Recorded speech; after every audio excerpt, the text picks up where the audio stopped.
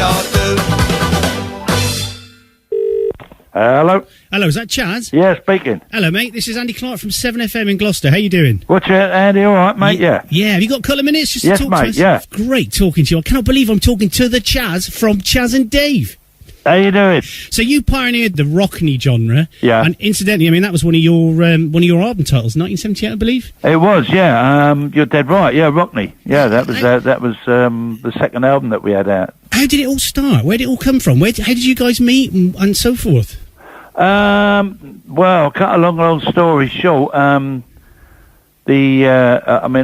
knew Dave all the way through the 60s, but never thought of getting together because we were both bass players. Yeah. I'll go through my history quickly. Before we got together, I was in a band called The Outlaws in the early 60s, Mike Bear and The Outlaws. We recorded up with Joe Meeks. Yeah.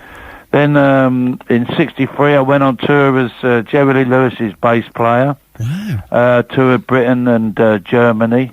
Yeah. Then I went on as Gene Vincent's band, toured with him for about a year. Then I joined Cliff Bennett and the Rebel Rousers. Yeah. Among other things, we toured with the Beatles. We did their last European tour.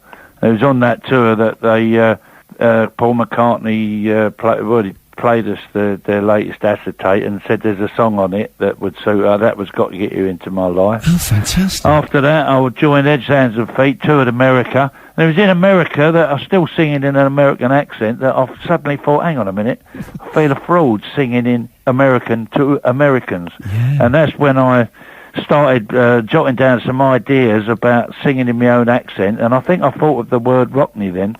And when I came back, I remember ringing up Dave and said, look, got this idea. I said, I'm ready to go on piano now. Yeah. How about me and you getting together, forming a duo?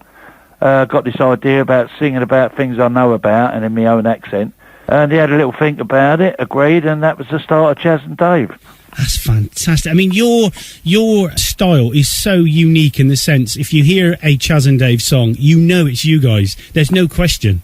Well, that's good then we've done it right then, because that's the main thing that any act should strive to do or become, is like be recognisable, that is you know, it's like the Beatles or whatever, Chas and Dave or Little Richard or Jerry Lee. When you hear him, you think, oh, you know who that is. And that's first and foremost in anybody's ambitions, that's what they should strive to do first. When did you realise, and I hate to use the C word, when did you realise you had a commercial product, if you like? You know, something that was actually people wanted to listen to and you could make records with this style? Well, that's always been in the back of my mind. It's like, I brought up with my mum, who was a great piano player, but an entertaining piano player. She loved to play to people. So if you want to play, which is what I love doing first and foremost, is getting out there playing in front of people. Yo, Joanna. You've got to play something that is entertaining, something that they're going to like. And you don't think, oh, what will they like? You think, what do I like? And you might try out, I don't know, 3 or 4 songs. Yeah. And if 2 of them go down great and the other 2 sort of flop, then you drop the other 2 and you bring some others in. Yeah. You know, first and foremost is you got to enjoy it and the public got to enjoy it.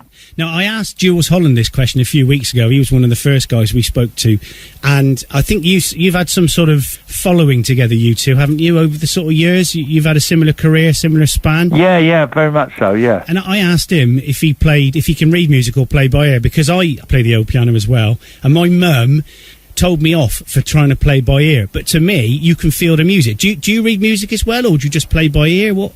I taught myself to read music after, which I don't think is a bad idea, really, because I started off playing by ear. Then when I joined the Rebel Rousers, Cliff Bennett, they had sax players in it, and I had ideas for for sax arrangements, so I taught myself to write sax parts and trumpet parts. Oh, wow. So I taught myself to read after and write, which is, as I say, is not a bad idea.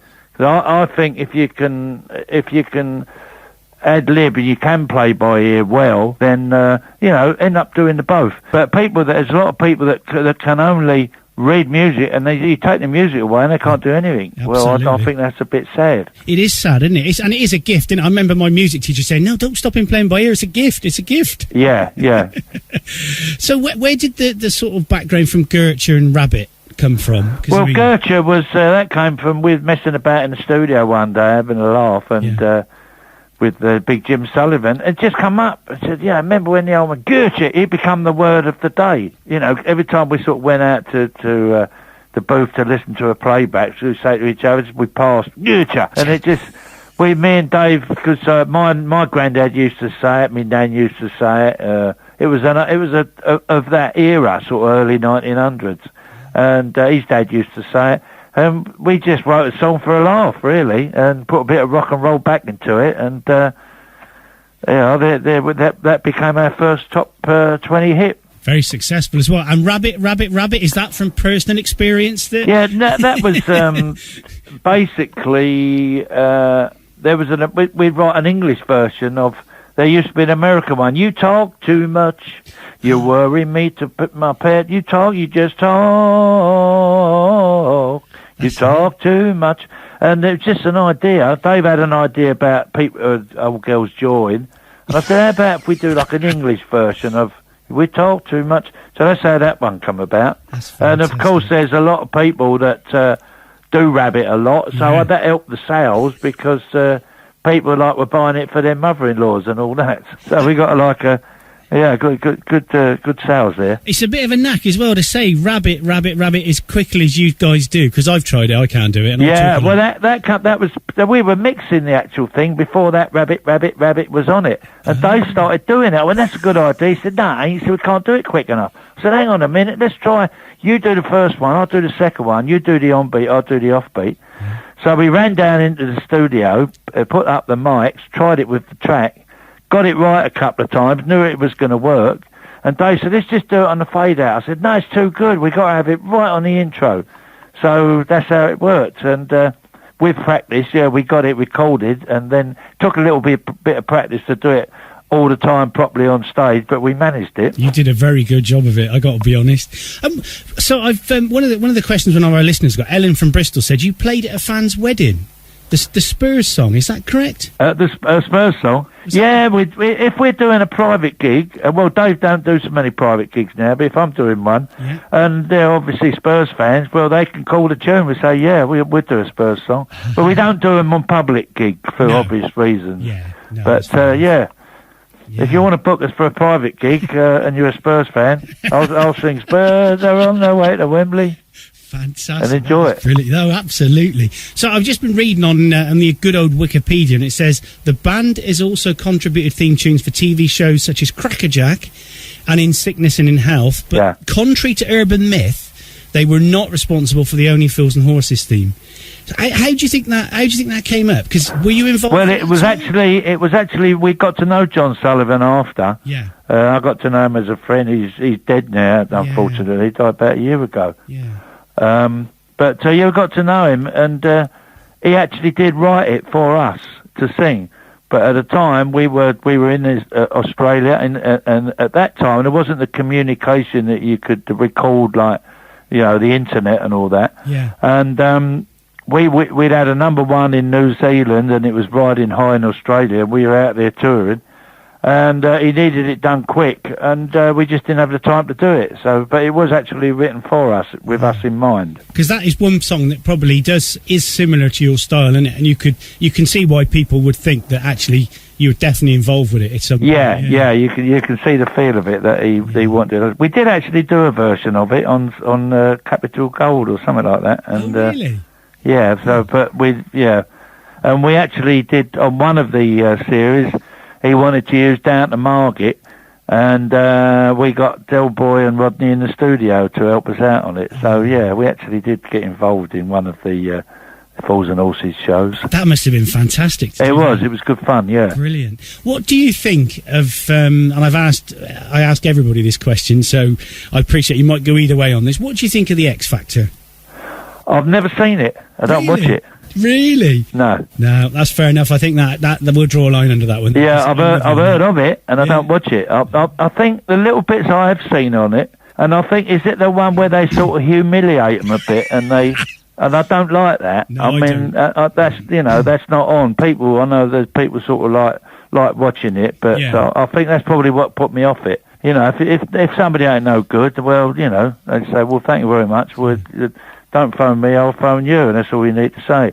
John from Bristol says, do you always stand in the same place in relation to each other, like Ant and Dec do?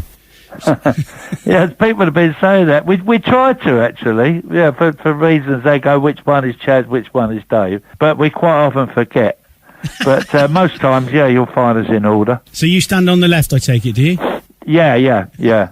Well, on the left, facing you, yeah. Absolutely brilliant. No, that's great. I mean, finally then, because I know you're busy, if you weren't entertaining and performing and making us guys enjoy your music, what would you be doing? Well, I honestly can't think of anything else, because performing is part of my life, like eating and sleeping. So I can't really think. Me other hobby that goes alongside my music is I've got an allotment to grow my own. Oh, fantastic. So yeah, I shall. In fact, I'm going to nip round there right now before it gets too dark. Brilliant. But yeah, I can't imagine doing that all the time. I've got to get out there playing. Oh, that's been fantastic. And of course, you've got this massive tour. I've worked out over March and April, you're doing 43 gigs. Yeah. I mean, they're nicely paced, and that's all we're doing. 1 gig a day. It's great. You just trot by. Yeah, and it says that you're going to be at Cheltenham, which is just up the road from us, on the 14th of April. Yeah. At the Cheltenham Town Hall at 7:30 at night, and it says it's going to be first half of 30 minutes duration will consist of Chas and Dave's pub set, ending with Gertrude from 1979, which is the start of your success, and then the second half will feature all of your hits since then. So that's going to be a great night. And that's precisely what we're doing in a nutshell. Yeah, fantastic. Well, I tell you what, Chas, it's absolutely fantastic talking to you. All right, mate. No, I've enjoyed it. Yeah, well, thank you very much. Good luck on the tour. Cheers. Thank you very much. We look forward to seeing everybody. Nice one. Cheers, mate. Cheers, mate. Bye. Bye. We've got some off-price crack dice, moles and moles of copy times.